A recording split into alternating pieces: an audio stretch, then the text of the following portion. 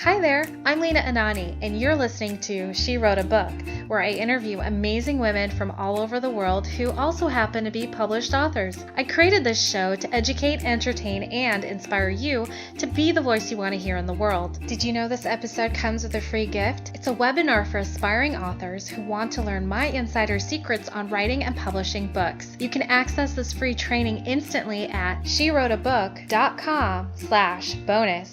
Now let's get started. You are listening to episode number 77 of She Wrote a Book, and today I'm interviewing Donna Papacosta, author of the book, The Business of Podcasting, How to Take Your Podcasting Passion from the Personal to the Professional. The Business of Podcasting is a guide for those who want to turn their passion about podcasting into professional podcasting success. It explains how to offer podcasting as a service to clients so that it becomes an effective income stream. Donna Papacosta is a native New Yorker, now based in Toronto. In 2005, she launched one of the first business podcasts in Canada.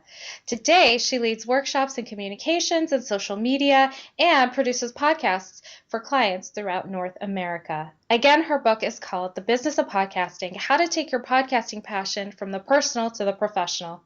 You can find the link to purchase her book in our show notes for this episode at SheWroteABook.com/77.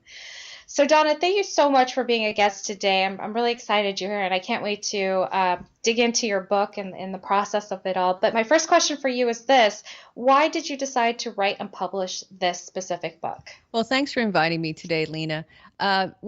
I had been getting pretty tired of what I call the podcasting snake oil salesman. And you've seen them online. These are the folks who tell you, buy my course and you'll be rich. You'll be living on the beach in Hawaii. And all you have to do is follow my simple instructions for creating a podcast. And of course, you and I know that's baloney.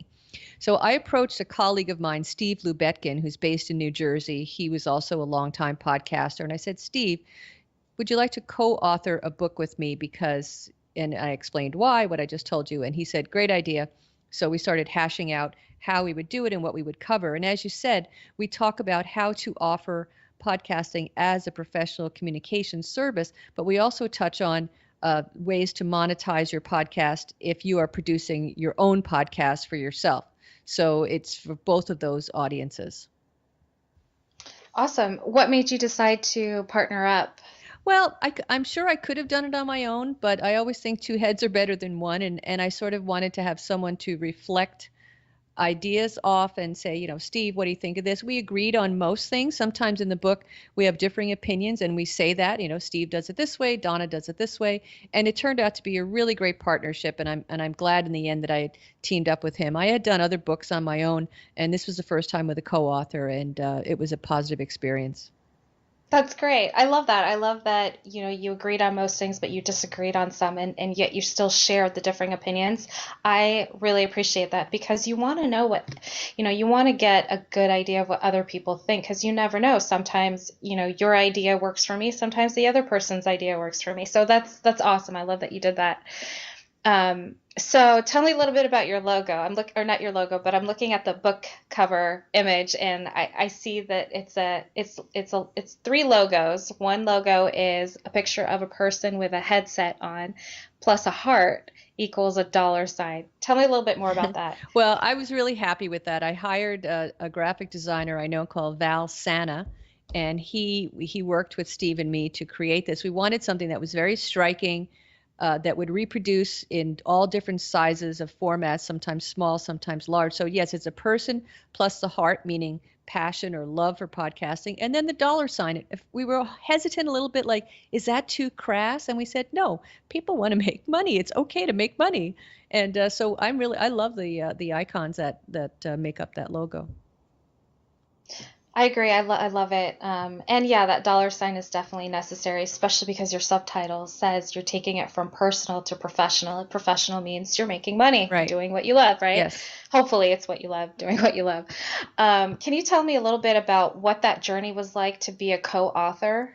Well, the first thing that Steve and I did after having the initial conversation about what we wanted to accomplish with the book and the types of content we wanted to include, I went online and looked for an agreement template so that we could sign a document that said, here's what I'll do, here's what you do, here's the monetary arrangement, so that there would be no questions. I mean, basically, it's, we're sharing the expenses and the revenue. It's pretty simple.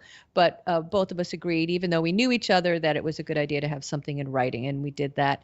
And then it was a matter of coming up with the chapter titles, and then some sections he wrote, some sections I wrote, but we both edited each other's copy. And then, of course, we hired a copy editor and a proofreader. Even though I copy edit other people's books, I knew I needed someone else to do ours. And then Steve knew someone who could do the layout for us. So he hired that person. So we both worked with them. It, of course, took longer than we expected, because as soon as we announced we were doing a book, we both got super busy. I was recommending to people, if you need more business, say you're writing a book. Because everyone will call you. Yeah, without a doubt, every time I have a client sign on to do a book with me, it's all of a sudden they have all these transformations that they have to deal with, like huge life lessons. I'm like, oh my God, why does this keep happening? But yeah, you're exactly right. As soon as you say you're going to write a book, there's like a million and one things that like keep you from doing it. And the worst thing was that we were both busy, so neither one of us could really push the other one, right? So sometimes I would say, Steve, have you finished with chapter 8? And he would say, well, no, but I knew that I couldn't say that because I hadn't done what I had to do on chapter 7 or whatever. So we both would say, oh, we're really busy. Let's connect next week. And we'd have these Skype calls. And so I think if one of us had been a little bit more pushy, we would have finished the book earlier. That being said, there were so many things that were happening in the podcasting world with Serial and all these other things. So actually the timing of the book when it came out in late summer 2015 was actually a good thing. So it all worked out in the end. Perfect. That's great. So you mentioned that, you had a timeline in mind, that you had a date that you wanted to publish this book, but you obviously went past it. What was the original expected duration of writing this book? Well, we first spoke about it. It would have been Christmas 2013. And we figured it would take like 9 months, like having a baby. But the book actually came out in the summer of 2015. So it took considerably longer. Wow, that's incredible.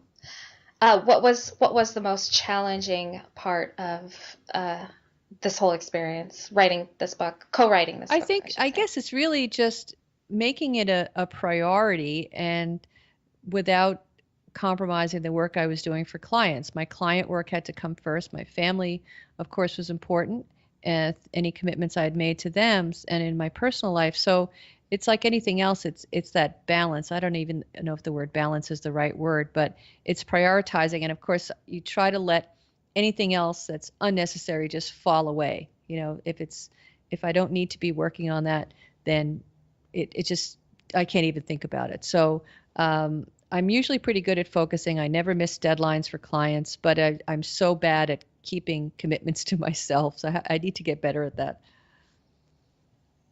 Awesome. Yeah, I think we all do. I think it's fair to say that we all do.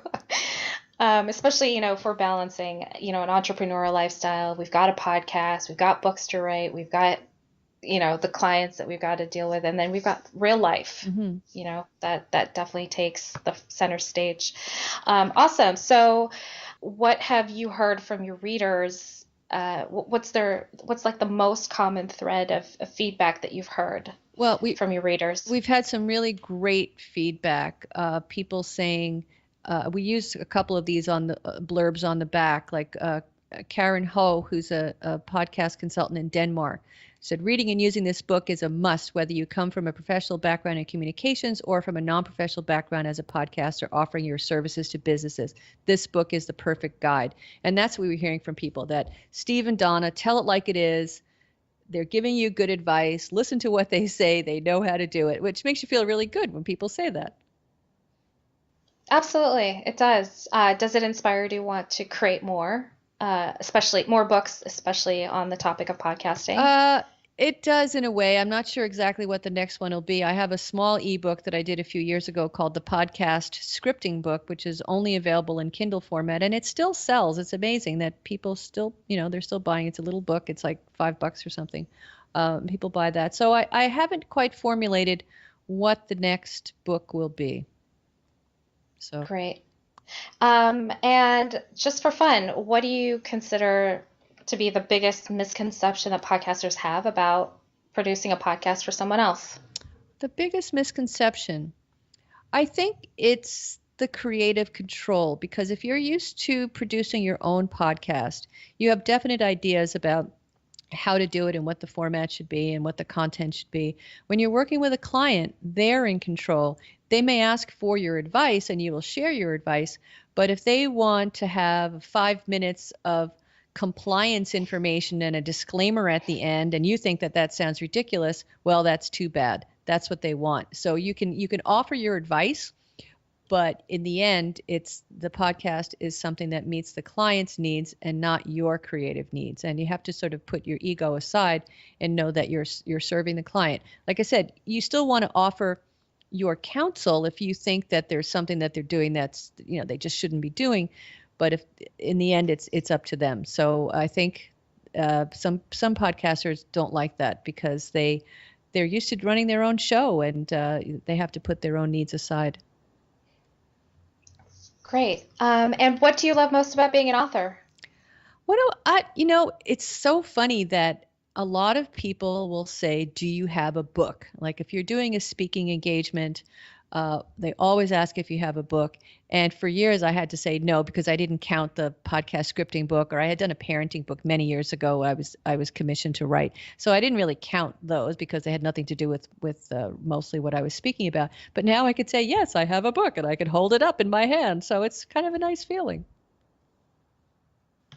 Beautiful. Well, Donna, thank you so much for being our special guest today. We will have a link to your book in the show notes for this episode, and our listeners can find that at SheWroteABook.com/77 to learn more about our author and her podcasting book. So thanks again, Donna. Thank you, Lena.